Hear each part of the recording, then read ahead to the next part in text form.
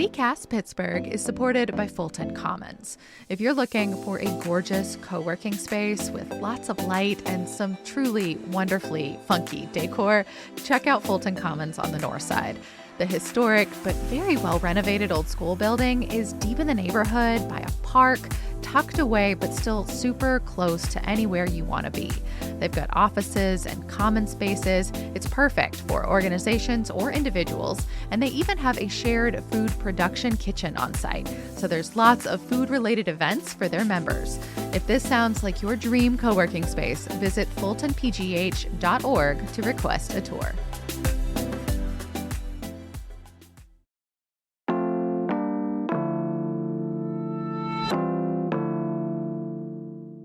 Today on CityCast Pittsburgh. Attention, this is your Department of Public Works Public Information System announcing the commencement of the annual purge of potholes. Y'all, this is a real video on Allegheny County's social media right now, and I kind of love it because for all our government agencies, it is pothole filling season. Today, I'm with Bill Crean, the Deputy Director of the city's Department of Public Works, to talk about what Pittsburghers need to know about potholes and how to make sure the ones near you get filled. It's Monday, April 7th. I'm Megan Harris, and here's what Pittsburgh's talking about.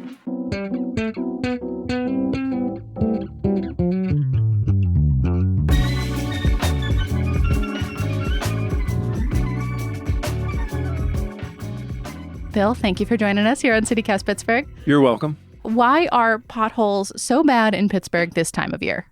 This time of year because we had such a deep freeze in January, and as the ground thawed and the water and the snow melt and the rain gets inside the cracks that have formed, and then there's a refreeze, and that's what pushes up the asphalt. Is it worse if we have a cold winter? Yes. Is it worse if we have then like nice 70, 80 degree days out of nowhere in March? It's not necessarily worse. It's just the freeze-thaw cycle that pushes that up. Forth. Yes, exactly. Yeah. I mean, we like to think of that as a good thing, right? Like we have like a nice sunny day. It's a rare thing this time of year. What is that like for your department as you're experiencing the winter along with the rest of us? Like what are you watching for that's going to like kind of inform how your spring goes? Well, closer to the in January, we were challenged with very cold temperatures and an inch of snow a day, so it seemed. It was like Groundhog Day for about 20 days. And so we went through a lot of salt, and we experienced a lot of challenges with treating the roads. And unfortunately... yeah, you don't really get to plan, do you? Because you have to deal with the snow. Yeah, every day is different, right? So if we do get a day to go patch potholes, we do that. But for that stretch in January, it was quite challenging. So we dealt with that, and once we got over the ice and snow and ice control, we got into a pothole patching mode and try to address the roadways that have deteriorated. Yeah. I mean, is there any spot in Pittsburgh that is worse than the others? Like you just know that it's going to be a problem child every year? I don't want to offend any neighborhoods, but there's several spots that need to be resurfaced, let's say. That they need some base work. We can see the clay bleeding up through the asphalt. I would argue that you're not insulting the neighborhood. If anything, you're probably making neighbors really happy that they are on your list. Yeah, they're on our list, right? Beechwood Boulevard in Greenfield comes to mind, where you can see the clay bleeding up through the asphalt. What does that look like when you see the clay is bleeding up? It just looks like there was somebody dumped a bunch of clay, and it's tracked by like red or like reddish. dirt. It's reddish, like dirt, and it's just the road, and it's soft. It's alligatored. And it just needs some base work, and it looks like alligator skin. No, I got it. Yeah. I just love that as a verb. So that's just one thing that comes to mind. The top of 40th Street near Liberty Avenue is another spot that I just off the top of my head I can think of. Yeah. I mean, what is that like for you in terms of like kind of planning, your resources? Because I assume, those are finite and you have a set amount of time. How do you decide what gets addressed first and how many resources to throw at it? Well, the weather dictates a lot, whether it's snow and ice control or, patching potholes.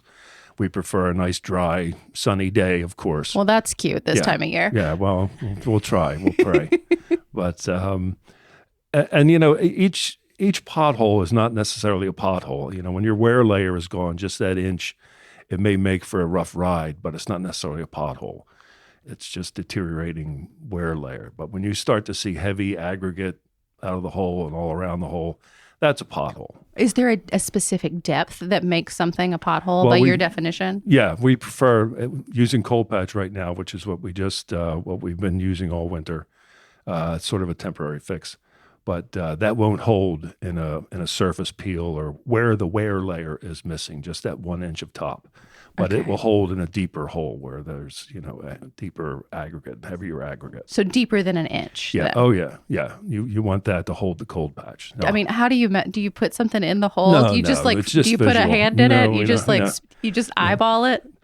Well, you can look at several cartoons and there's a Volkswagen coming out of it. I mean, you can use that for a measurement, but no, we don't put a tape measure down there or anything. It's just eyeballing it see if the material will hold. Yeah. Or is it just fruitless to do it? Let's talk a little bit about that process that your teams undertake to do this. I guess weather dependent, of course, but is there a specific time of year that you begin the process of really attacking these? I think I once heard someone call them a pothole brigade. I don't know if that's a real term. Well, not a brigade. They call it a blitz sometimes, but they call it a blitz. On occasion, I don't like that term myself, but we do that, do a concerted effort, multiple divisions. There's 5 divisions in the city of Pittsburgh, geographic divisions. And what we'll do is take teams from each division and concentrate on one division, like say the East End, the 2nd division, out in Homewood and East Hills, Friendship. And we'll take multiple teams from different divisions and concentrate on that particular area. And what drives our day are 311 requests for service, and a lot of them are potholes or litter or whatever it might be. Mm-hmm. But we'll take those 311s, group them, and usually neighborhoods. So say we'll stick to the East End.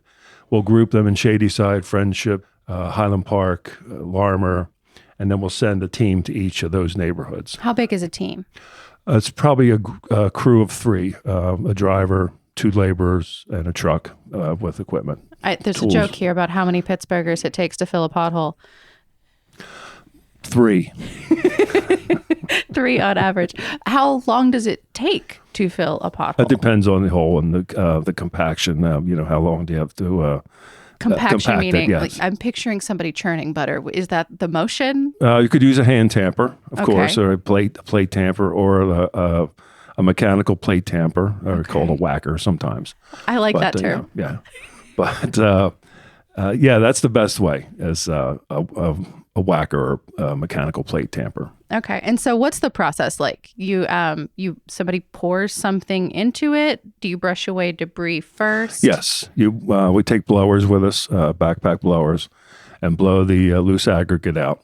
And then doing that with a digging bar, we loosen up a little more aggregate so it'll have a better bite. And then we fill it with the material. What is the material? Right now it's cold patch, which we get it from a vendor up in New Kent, I think. But anyway, so it's a cold material. It hardens after a while. It takes, you really have to compact it. And then soon the Lindy plant, and it may be today, the Lindy plant on 2nd Avenue will start making hot material. Okay. And is that is it comparable, I guess, to like concrete or something like that? When it hardens, yeah.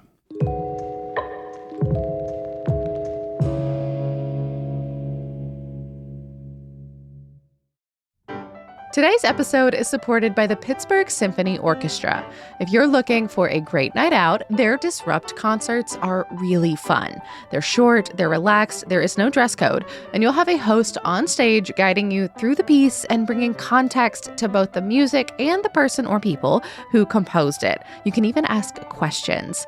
There's one more Disrupt concert coming up this spring, Love Struck on April 10th, featuring a love story. Ravel's Daphne C. Chloe You can expect shimmery, romantic dreamscapes, ethereal progressions, and hypnotic harmonies that depict characters like nymphs and other mythical archetypes. The show is only 60 minutes long, and it's more than a concert. It's really an experience. Get there a little early, grab a cocktail, make a craft, and soak in the beautiful space alongside your neighbors. Tickets for Lovestruck start at just $25. Get yours at pittsburghsymphony.org/disrupt. This episode is brought to you by Progressive Commercial Insurance. Business owners, meet Progressive Insurance. They make it easy to get discounts on commercial auto insurance and find coverages to grow with your business. Quote in as little as 6 minutes at progressivecommercial.com. Progressive Casualty Insurance Company. Coverage provided and serviced by affiliated and third-party insurers. Discounts and coverage selections not available in all states or situations. Once you've gotten one filled, does it then withstand things like rain and car traffic and things like that? Most times, yeah. But cold patch is definitely a temporary fix. And cold patch is what we use throughout the winter? Yes, correct. I think some people are under maybe the misconception that Pittsburgh just doesn't try to deal with potholes during the winter. I'm taking from this conversation that is not the case. That is not the case. So it would be a lot worse if you weren't doing this year round. Yes. And there are some, like I said, the surface peel or they're just holes that we can't address. It just won't hold. Cold patch. So there's the sweet spot where it has to be just fine, or it has to be a big hole, and then you can step in and do something. That's correct. Yes. That's wow. How many potholes do you typically fill a year? In 2024, we did 3,463. That was in 24. Right now in 25, so far, we've done 1,829. So these are tracked by 311. This isn't a pothole that one of the foremen came across when he was during his normal day and dispatched the pothole crew to go fill this. Yeah, but you do that though. Yes. If someone on one of your teams, right, sees something, that you just send it in. It may have already been submitted on a 311, but it may not have. Very good. We go back and backtrack that. If we get a call or if I call the division and say, hey, can you address this pothole at Highland and Penn? And I always say, go back in your 311s and see if you have a request for service for it, and we can close that out. Yeah. Otherwise, just patch it, please. Well, so how should someone get in touch with you and your team if they see one in their neighborhood and they're just constantly perturbed by it? I would call 311 and put in a request for service. That sort of drives our day, answering these 311s. And it's not you personally answering the phone, though. Yeah, right, yeah. It'll eventually get to the division level, and they will address it.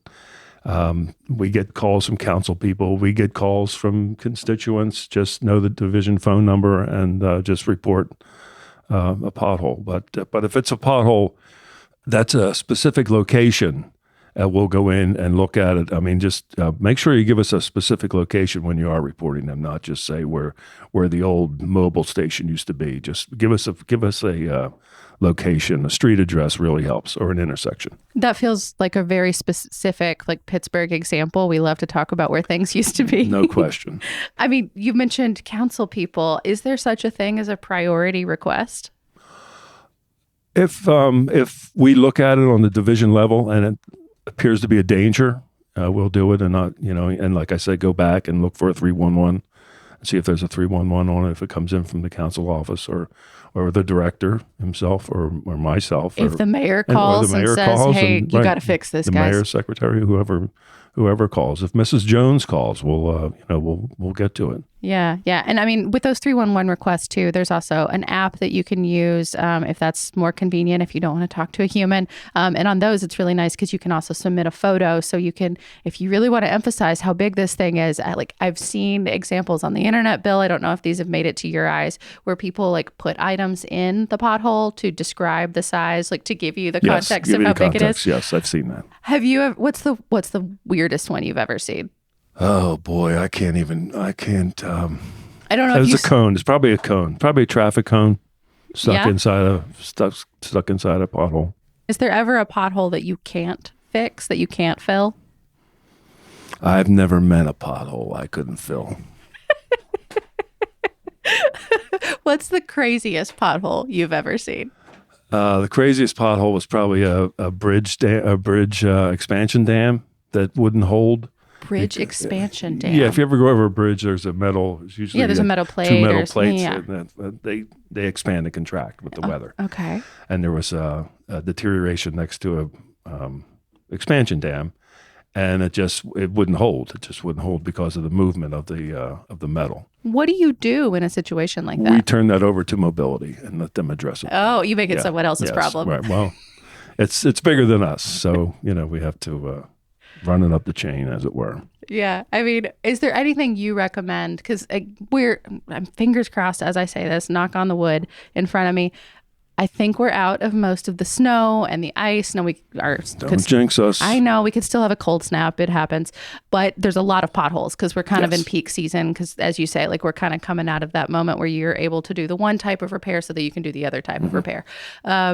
Do you have any suggestions, any advice for drivers who are experiencing this? Yes, they should report it, but like in terms of how to deal with it on a day-to-day level, anything that you would recommend? Slow down, give yourself time to react. Obviously, if you want to avoid a pothole, there may be a car alongside of you, or either side of you. You don't want to go into their lane, but if you're coming into a rough patch that you're already aware of that hasn't been patched yet, just slow down and give yourself time to react to avoid the pothole and avoid that. Front tire flat or the framework you might have done. So, slow down. Honestly. And is there anything that you recommend that residents can do while they wait for a request to be filled? Probably not. Don't go put a milk carton in there. No creative solutions. No creative solutions. We don't want anyone trying to do this on their own. You don't need to fill it with dirt or something funny. We'll get to it if you put it in 311. Is it worse if someone puts dirt in it? No, it'll come back out. With getting hit by traffic, it'll just come back out. Bill, thank you so much for your pragmatism. I really appreciate it, and thank you for filling all our potholes. Oh, well, thank you very much. It is sometimes it's a thankless job, but I appreciate that. I'll be sure to pass that on to the guys. We're cursing the potholes, Bill. We're never cursing you. All right, thank you for that.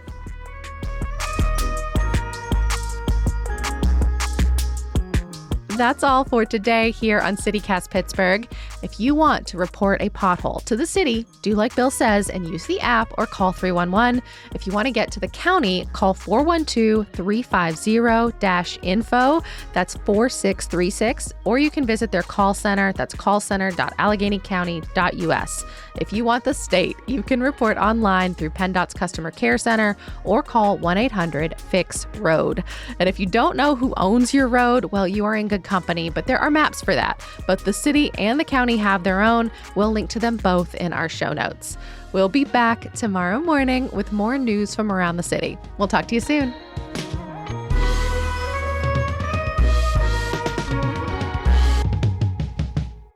Did you see up in not Pittsburgh City, of course, but up in Monroeville Mall where they were measuring them by Turner's iced tea cartons?